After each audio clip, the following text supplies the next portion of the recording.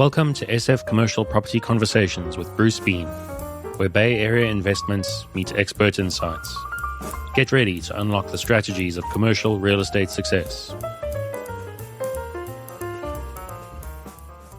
So today we have Dave with us, and Dave is with Legacy. And Dave, it is great to have you. I'd love to hear your kind of Bay Area history and how you got to Legacy, where you are now. Yeah, sure, Bruce. Great to be here. Thanks for having me. Yeah, I'm a Bay Area kid, born and raised San Jose boy. There's a few of us left, and yeah, so I've been doing the wealth management piece for probably the last 7 to 10 years or so. My first career, I should say, was in tech. I started out as a sales guy out of college in the tech world and selling data center infrastructure, and built and started my first company when I was in my late 20s. Built a very successful technology integrator business, 100 plus million and a couple hundred employees. And we had a fantastic run for a number of years. And I sold that company, did another one, did three or four of those, and kept building them up, selling them off, and it was a really fun run. I was president and really CFO. I always wore the CFO hats at all these companies that I was at. And then I did some consulting for a number of years for CEO consulting for how to grow the business and get it ready for exits.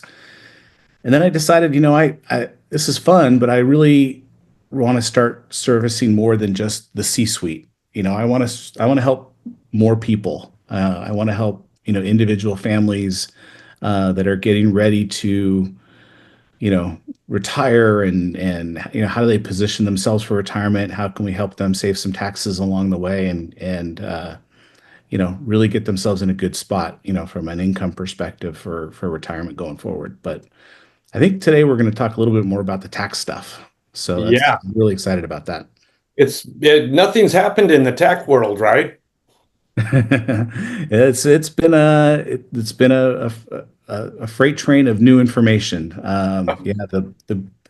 The one big beautiful bill has really kind of changed a lot of stuff in my space. We're excited about some of the things, and there's the great opportunity. One of the things that got extended was this opportunity around qualified opportunity zones and whatnot. And there's some really powerful tax savings tools available for that if it, for the right situation. But in helping manage capital gains taxes, it's a powerful tool.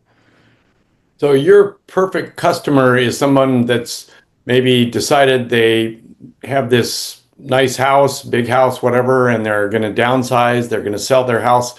And then what do they do with all that capital gains? Yeah, it's a big issue. And it's funny.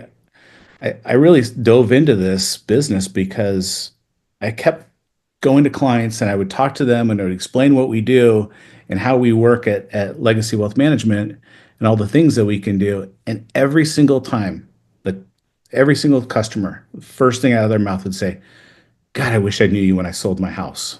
And it's like, yeah, okay, maybe I should focus on this a little bit more, and maybe I should start promoting it a little bit more, because we got to get the word out that there are big tax savings options and tools for people when they exit their home and they've got big appreciation, big gains, whether it's a divorce situation or it's just a downsizing of retirement, and even people that have rental properties. If I've got rentals or commercial properties and I'm trying to sell those, I've got a 1031 option on those. I could do a 1031 exchange into a different building, a different project, different rental, DSTs and things like that.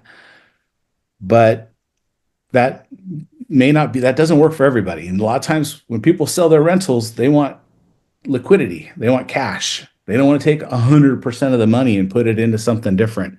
So this is where qualified opportunity zones and just make a lot of sense. So we run the numbers back and forth and show them lots of ways, but typically we're saving clients hundreds of thousands of dollars on taxes. when it comes But time. tell us a little bit about how that mechanism works. Yeah.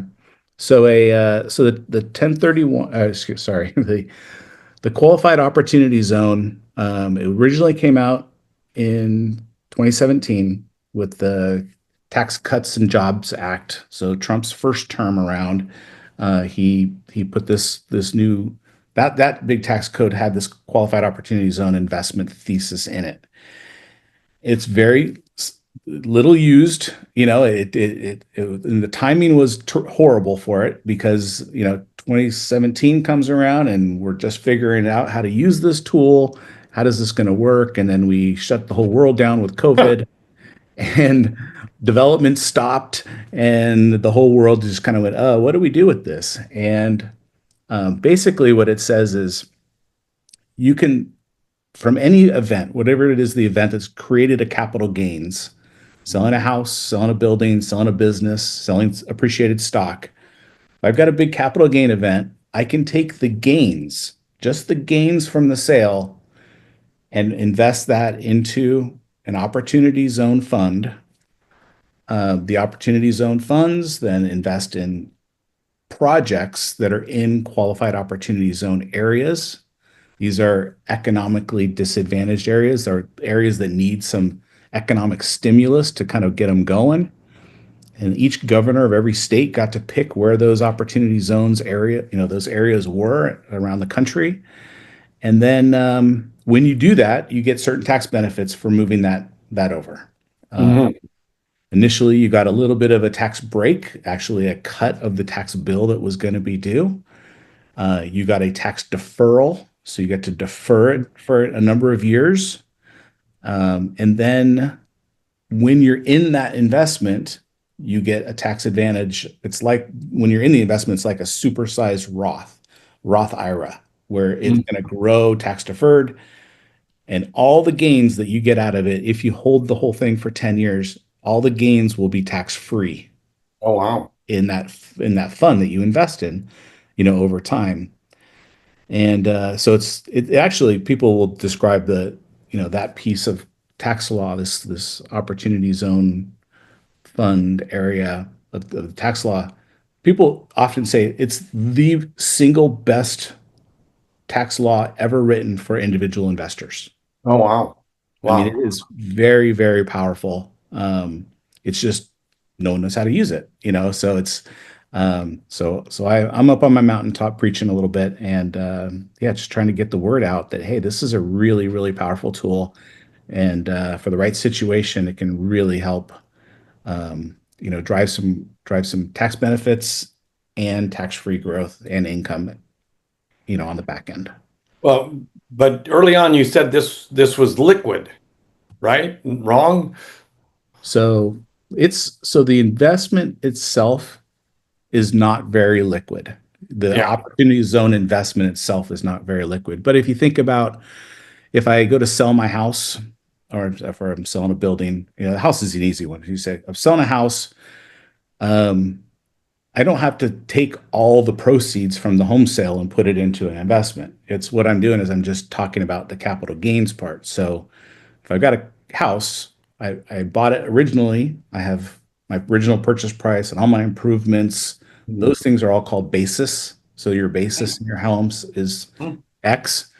And then I have a nice exemption. If I'm married, that could be $500,000 exemption. So that's going to chip away at what my tax, liability is.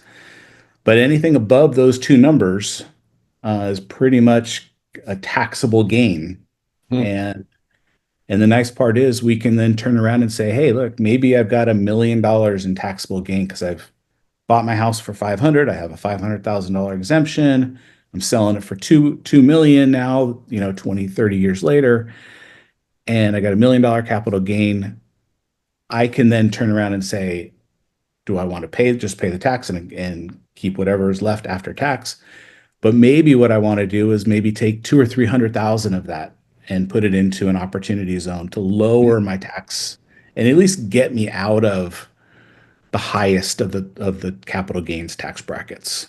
And so there's liquidity on the front end, gives you the Mhm. option and optionality, and flexibility.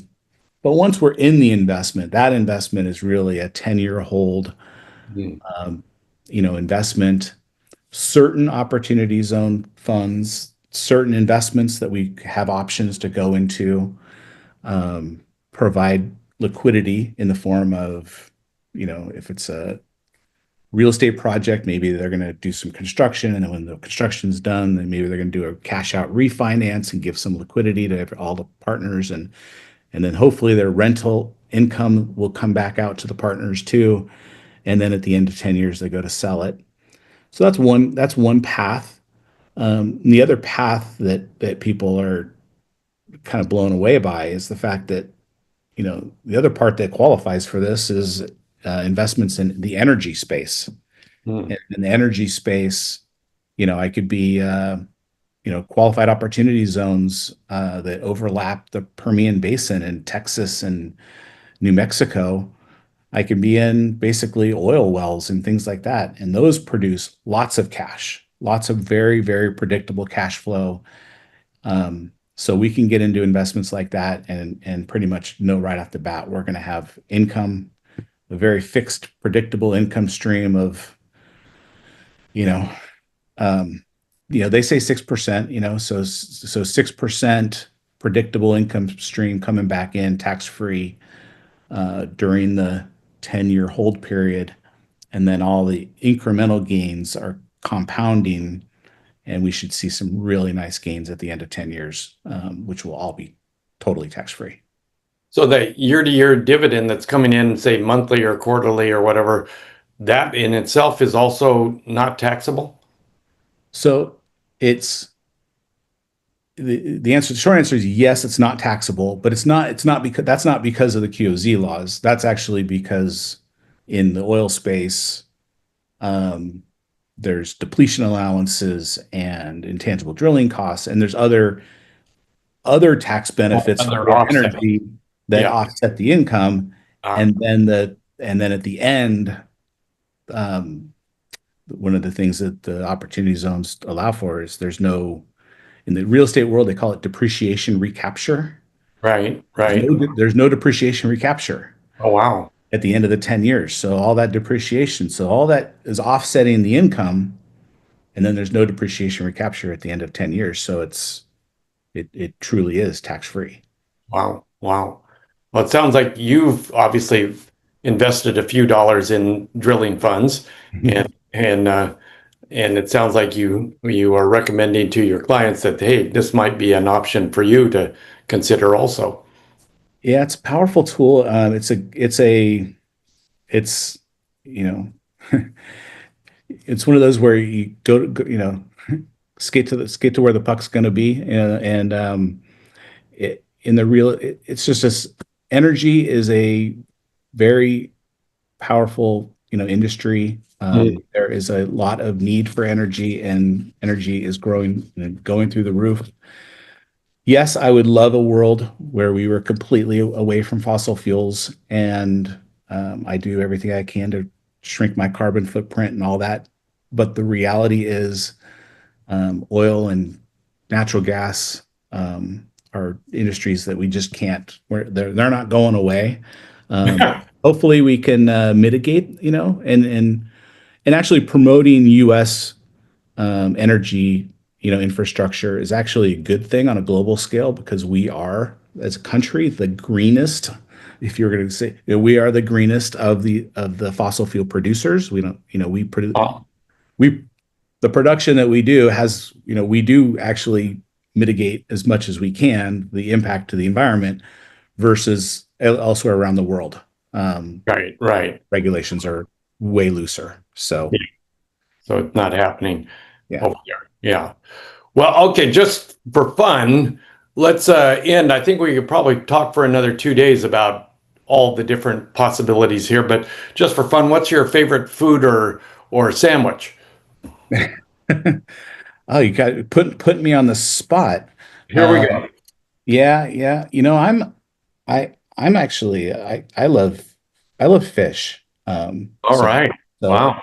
believe it or not, once upon a time I would say I would have said some nice steak somewhere, but it doesn't like me, so I'm all about a really good king salmon, you know. Oh, yeah.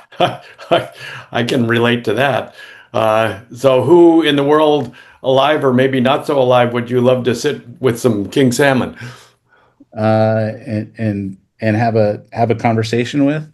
Yeah, yeah, Um, yeah, it's I would actually really enjoy, sitting down with some of our presidents, past presidents. yeah. I think that would be, really cool. You know, Oh, and yeah. just to get, different perspectives on and things. I'd love to sit down with Reagan. I'd love to sit down with Barack. Yeah. It's like, I just to talk to those guys would be really, really cool. No, it'd be great fun. Well, join me in the conversation. Of course, Ronnie's a little gone now, so we probably can't Yeah. have a conversation with him, but uh, No, Barack, we still could chat with probably. that's right. We could ever get in. Yeah. Well, that was very fun. I look forward to continuing our conversation. I think we have a lot in common here. So let's end for now, and then maybe we can reconvene here at another convenient time. Sounds great. All Sounds right. great. So if anyone has questions on the opportunity zones and how to save taxes on capital gains, they can reach me anytime. Just email is probably best, and my email is Dave, Dave, at legacywealthmg.com. Legacy Wealth MG for management, right? Yep, All right. All right. Well, Dave, it's been great to have you. We will talk soon, I'm sure. great. Thanks, Bruce. That's a wrap on today's journey through the SF commercial real estate scene. Ready to share your story? Visit sfcommercialconversations.com/guest. Your insights could lead the next conversation.